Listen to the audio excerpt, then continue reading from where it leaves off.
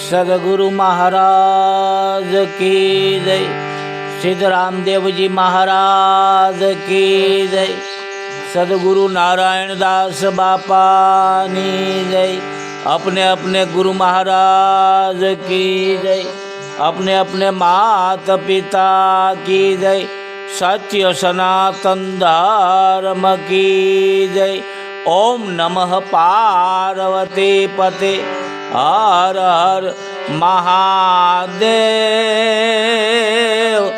महादेव महादेव। हरि ओम। तो श्री गुरु चरण सरोज रज निज मन मुकुर सुधारी। बरनऊ रघुबर बिमल जस जोदायक फलचारी। बुद्धिहीन तनु जानिके सुमिरो पवन कुमार। बल बुद्धि विद्या देहु मोहि हरहु कलेश विकार। તમામ સાધુ સંતો મહંતો બેગ ભગવતી જતી સતી આચાર્ય પુરુષો તેમજ હંસગતિના પ્રેમી આત્માઓના શરણમાં આ દાસના દાસ તિલકદાસના જય ગુરુ મહારાજ, જય અલખધણી, જય અખંડ ધણી। बंदगी साहेब की और सुमिरन सतनाम का। जय सियाराम, जय सियाराम। मारा वाला जिज्ञासुओ, आत्मीयजनों, प्रियजनों અને ભક્તજનો, આપ સર્વ મહાપુરુષોનું, જ્ઞાનીજનોનું અખંડ જ્યોત ચેનલમાં હૃદયના ભાવથી સ્વાગત છે। પધારો મારા વાલા। આપણે મહાપુરુષોની વાણી દ્વારા સદગુરુ કૃપાથી જે કંઈ પ્રાપ્ત થયું છે તે એકાબીજીને વેચવી, એકાબીજીને આપણે જિજ્ઞાસુઓ સુધી આ પહોંચાડવી અને એ મહાપુરુષોના શબ્દોનો આનંદ લઈએ અને એમાં ચર્ચા વિચારણા કરીએ।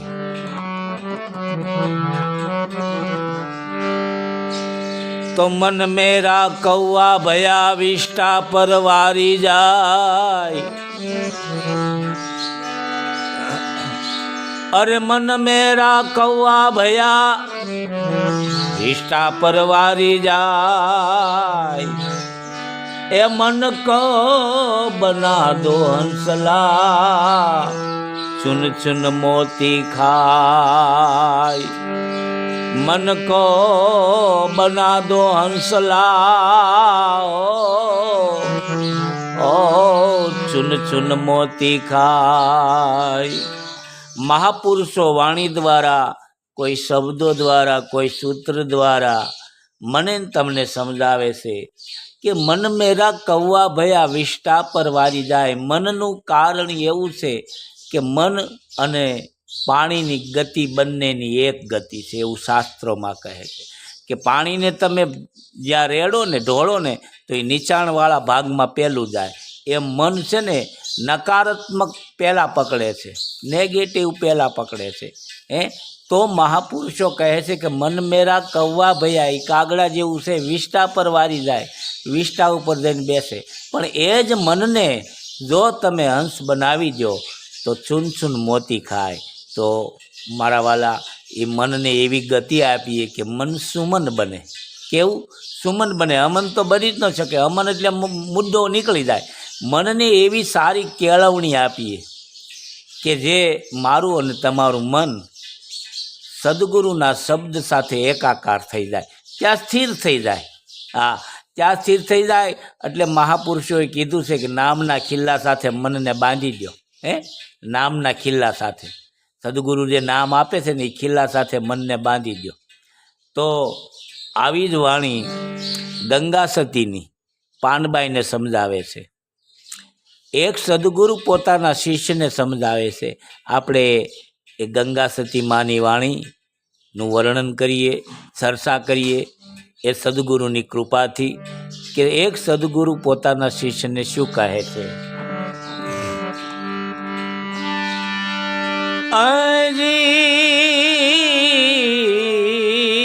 राम राम ए आ मन ने स्थिर करी આવો ને મેદાનમાં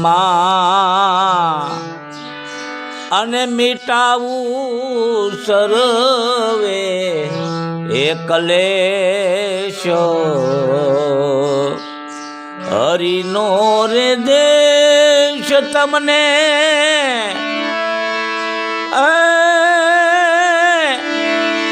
એવો રે દેખાડું ને હરિનો રે દેશ તમને એવો રે દેખાડું ને જ્યાં નહીં વરણ એ વેશો પણ મનને રે સ્થિર કરી આવો ને મેદાનમાં પાનબાઈ એ મિટાવું સર્વે એ કલેશો. ગંગા સતી પાનબાઈને કહે છે, એક સદગુરુ પોતાના શિષ્યને કહે કે મનને સ્થિર કરીને તમે મેદાનમાં આવો. મનને ક્યાં સ્થિર કરવાનું છે મારા વાલા? સદગુરુના શબ્દ સાથે. આપણી સુરતા સદગુરુના શબ્દમાં લાગી જાય, આપણું મન ત્યાં સ્થિર થઈ જાય, પછી મેદાનમાં આવવાનું છે. મેદાન કયું છે? સદગુરુનો દેશ છે નહીં મેદાન છે મારા વાલા. રહેણીનું ઘર છે એ મેદાન છે. ભક્તિનો પ્રદેશ છે એ મેદાન છે. મિટાવું સર્વ કલેશ, તો જ બધા સર્વ કલેશો, દ્વંદ્વ ભાવ, દ્વૈત ભાવ, કલેશો, આવરણો બધા ત્યાં જ મટશે મારા વાલા. જ્યાં સુધી મન સ્થિર નહીં થાય ને ત્યાં સુધી આ કલેશો, આ આવરણો મટશે નહીં. હરિનો દેશ તમને એવો દેખાડું. કેવો છે હરિનો દેશ? ગંગા સતી કહે છે પાનબાઈને કે હરિનો દેશ તમને એવો દેખાડું પાનબાઈ કે જ્યાં નહીં વર્ણ ને વેશ, ત્યાં વર્ણય નથી ને ત્યાં વેશય નથી. હરિનો દેશ, આ હરિનો દેશ છે મારા વાલા. એટલું સમજી લેવું કે જ્યાં વર્ણ હોય, જ્યાં વેશ હોય, જ્યાં જાતિવાદ હોય, જ્યાં ઊંચ નીચના ભેદભાવ હોય, તો એ હરિનો દેશ ન હોય. સદગુરુના દેશમાં તો મારા વાલા જ્યાં વર્ણ નથી ત્યાં વેશ નથી. ગંગા સતીએ વર્ણને વિકાર કીધો છે. જેમ કામ વિકાર છે ને એમ વર્ણનો પણ વિકાર છે. વર્ણ પણ એક વિકાર છે. એટલે ગંગા સતી કહે કે જ્યાં નહીં વર્ણ ને વેશ ત્યાં વેશય નથી મારા વાલા. ત્યાં ગણવેશની કોઈ કિંમત નથી, ગુણવેશની કિંમત છે. તમારામાં સારા કર્મ. બ્રહ્મ હિકહમ બાળકા બ્રહ્મ હમારી જાત, બ્રહ્મમાયી હમ ઉપજ્ઞાન, બ્રહ્મમાયી હમ સમાજ. ત્યાં સદગુરુના દેશમાં, હરિના દેશમાં સમાનતા છે. સર્વ એક ભાવ છે. માનવ માત્ર એક સમાન છે. આવો હરિનો દેશ છે. પણ મનને સ્થિર કરીને તમે એ ભક્તિ પ્રદેશમાં પ્રવેશ કરો, ત્યાં તમારા સર્વ કલેશ મટી જશે. હરિનો દેશ તમને એવો દેખાડું. કેવો? કે જ્યાં વર્ણય નથી ત્યાં વેશય નથી. વર્ણ તો આપણે અહીંયા આવ્યા પછી લાગુ પડ્યો છે મારા વાલા. આ ફલાણા વર્ણનો, આ ફલાણા વર્ણનો. નહીતર બાળક જન્મે છે ત્યારે શું કહેવામાં આવે કે ભાઈ ફલાણા ભાઈને ઘીરે દીકરાનો જન્મ થયો કે દીકરીનો જન્મ થયો. કોઈ એમ કહે છે કે સાધુ જન્મ્યો, કોઈ બ્રાહ્મણનો જન્મ થયો, પટેલનો જન્મ થયો, એવું કોઈ કહે છે? ફક્ત દીકરાનો જન્મ થયો કે દીકરીનો જન્મ થયો. પછી આપણી ઉપર વર્ણ થોપવામાં આવે છે. પણ હરિના દેશમાં ત્યાં વર્ણ નથી કે વેશ નથી. ત્યાં તો પરમ તત્વ અઘાટની સાધના છે મારા વાલા. ત્યાં દેહની કોઈ વાત નથી, વિદેહની વાત છે. ત્યાં કોઈ વર્ણય નથી ને કોઈ વેશય નથી. બસ ત્યાં માનવ માત્ર પરમ તત્વ ચૈતન્ય તત્વની સાધનાની વાત છે મારા વાલા. પછી ગંગા સતી શું કહે છે? આને આ સમજવા માટે શું કરવું પડે?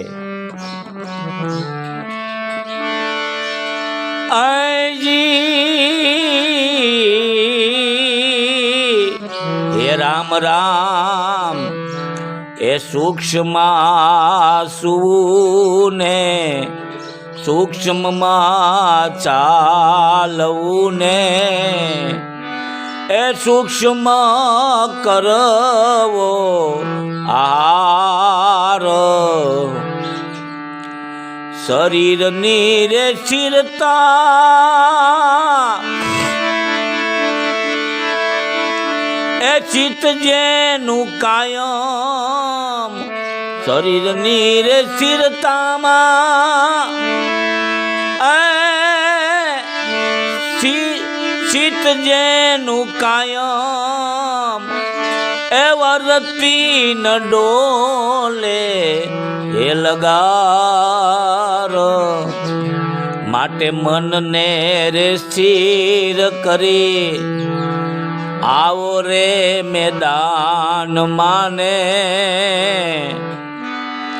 મિટાવું સર્વે એ કલેશ સૂક્ષ્મ સુવું સૂક્ષ્મ સાલવું ને સૂક્ષ્મ કરવો આહાર અને યોગ ભાષાની અંદર ઘણી રીતે મહાપુરુષો સમજાવતા છે પણ મને જ્યાં સમજાય છે હું મારા પૂરતી વાત કરું છું કે જાઓ ઝીણું થઈ જવાનું છે મારા વાલા ઝીણું થઈ જવાનું છે ઝીણું ચાલવાનું છે તમે ભક્તિ માર્ગમાં ચાલો તોય ઝીણું ચાલવાનું છે સુવો તો ચૂલો અને આહાર પણ સૂક્ષ્મ કરવાનો છે જેથી કરીને આપણને પ્રમાદ ન થાય પ્રમોદ ન થાય આળસ ન આવે શરીરની સ્થિરતામાં ચિત્ત જેનું કાયમ આ શરીરની જે સ્થિરતા છે ને મારા વાલા એમાં ચિત્ત જેનું કાયમ વર્તી ન ડોલે લગાર એની વર્તી ડોલવી ન જોઈએ બધી વ્રતિઓને આપણે મનને સ્થિર કરવાનું છે બધી વૃત્તિઓને એ સદગુરુના શબ્દ સાથે જોડી દેવાની છે એ સદગુરુના શબ્દ સાથે આપણી તમામ વૃત્તિઓ જોડાઈ જવી જોઈએ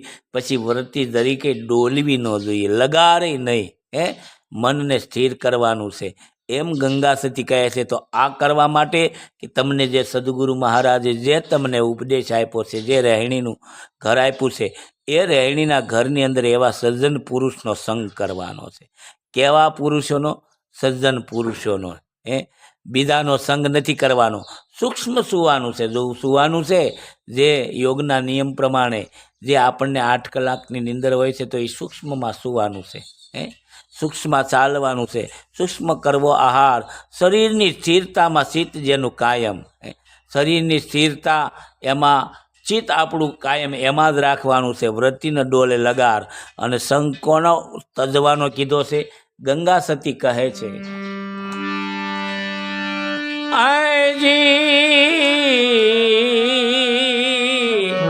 હે રામ રામ આ કબુદ્ધિ વાળાનો તમે સંગ રે તજવો પાનબાઈ અને રહેવું એકાંતે સંગ કૂચી રે બતાવું તેનો અભ્યાસ કરવો પાનબાઈ કૂચી રે બતાવું તેનો અભ્યાસ કરવો એ ચડાવવો નિત્ય નવો એ રંગ માટે મનને રે સ્થિર કરીને આવો રે મેદાનમાં મિટાવું સર્વે કલેશો કુબુદ્ધિ વાળાનો સંગ તજવાનો કીધું છે ગંગા સતીએ કુબુદ્ધિ જે મને તમને ભક્તિ માર્ગથી ભ્રષ્ટ કરે મને તમને ભક્તિ માર્ગમાંથી ચલિત કરી અને બીજા માર્ગ ઉપર લઈ જાય એવી બુદ્ધિવાળાનો સંગ તજવાનો કુબુદ્ધિવાળાનો સંગ તજવાનો સદબુદ્ધિવાળાનો સંગ કરવાનો રહેવું એકાંતે અસંગ કોઈનો પણ સંગ નહીં અસંગ અલગ સાથે સંગ રાખવાનો છે અસંગનો અર્થ થાય છે અલગ અવિનાશી એની સાથે સંગ કરવાનો છે ને એ પણ એકાંતમાં એકનોય પણ અંત આવી જાય મારા વાલા મેં એકાંત વિશે વાત કરેલી છે એકાંત એટલે એકનોય પણ અંત આવી જાય ક્યારે એકનો અંત આવે જ્યારે હું અને તમે અવિનાશીનો સંગ કરીએ અલખનો સંગ કરીએ ત્યારે જેનો ત્રણેય કાળમાં વિનાશ નથી અને અવિનાશી કહેવાય અને એનો સંગ કરવાનો છે અસંગ રહેવું એકાંતે અસંગ એકાંતે બધાયની વચ્ચે તમે રહો સંસારમાં રહો પણ તમારું ચિત્ત પ્રભુ સદગુરુના શબ્દમાં લાગી ગયેલું હોય છે સતાર બાપુ કહે છે કે સરસો રહી સંસારમાં મન રાખ પ્રભુની પાસમાં પછી જોઈ લો સતાર શા ઉધાર છે વિશ્વાસમાં. એમ મારું ને તમારું સંસારની અંદર રહી છતાં આપણું મન સદગુરુના શબ્દ સાથે આપણી સુરતા લાગી ગયેલી હોય તો બધાની વચ્ચે એકાંત છે. અને કદાચ આપણે એકાંતમાં વયા જઈએ અને ત્યાં આખી દુનિયા ઊભી કરવી તો એકાંત નથી મારા વાલા. એકાંત તો સમાજની અંદર જગતની અંદર રહી અને મારું ને તમારી સુરતા, મારું ને તમારું મન સદગુરુના શરણમાં શબ્દમાં લાગી જાય ને એને એકાંત કહેવામાં આવે છે. ને અસંગ કરવાનો રહેવાનું. કેવો અસંગ? કે અલગધણીનો સંગ કરવાનો, અવિનાશીનો સંગ કરવાનો.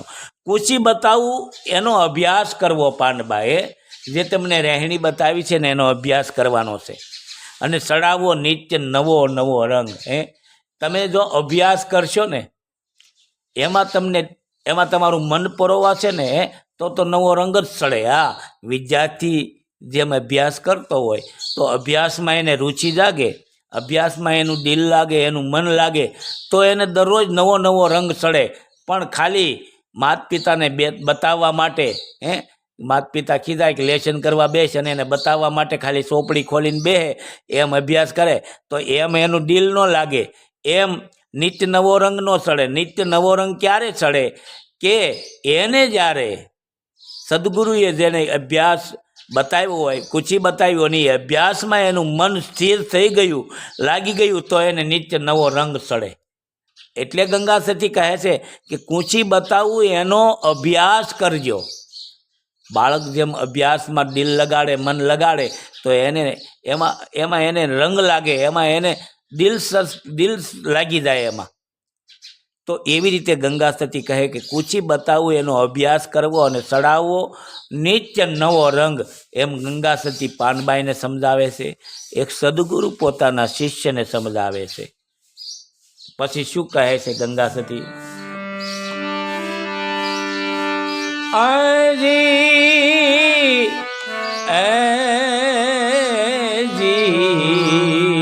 રામ રામ આ ચિત્રે વિચય માંથી ખેંચવું ને પાનબાઈ રહેવું સદા ઇન્દ્રિય જીત. ગંગા રે સતી એમ કરીને બોલ્યા ને ગંગા રે સતી એમ કરીને બોલ્યા ને તેથી થાય ન એવી પરીત ચિત્ત. મનને રે સ્થિર કરી આવો રે મેદાન માને એ મિટાવું સર્વે કલેશ. હરિનો રે દેશ તમને એવો રે દેખાડું યા નહીં વરણ ને એ વેશ. માટે મનને રે સ્થિર કરી આવી જાઓ મેદાનમાં એ મિટાવું સર્વે કલેશ.